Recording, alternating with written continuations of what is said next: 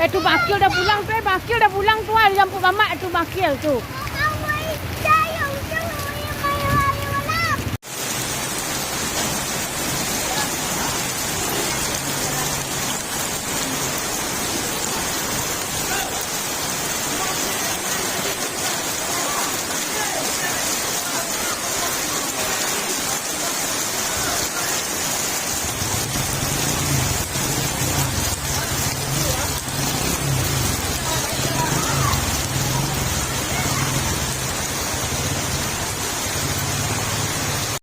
Saat ini saya melapor terjadi banjir di Kecamatan Tapak Tuan, tepatnya di Gampung Hilir, dan ada beberapa gampung lain yang tergenang banjir akibat hujan deras. Kirakan kedalamannya sepaha orang dewasa. Ini sangat memprihatinkan.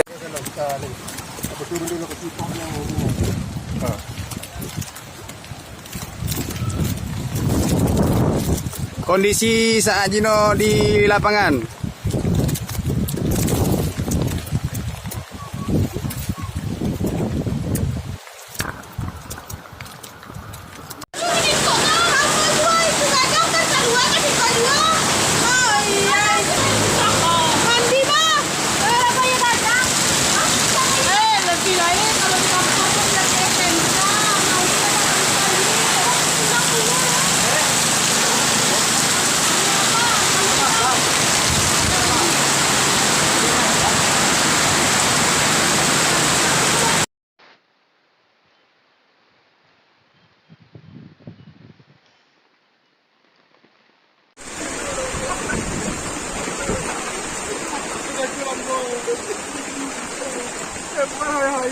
Apa?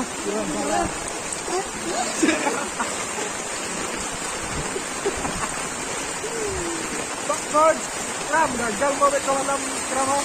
Ang yun. Itu semua banjir, longsor di daerah Gunung Krambil.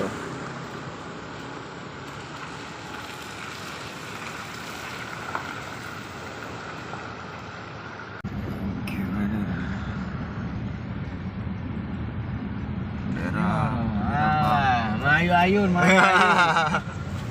Main ayun. Aduh, boy Enzo Ramilo.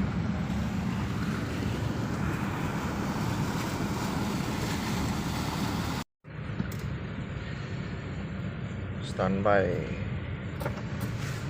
1914 di Lokatapang.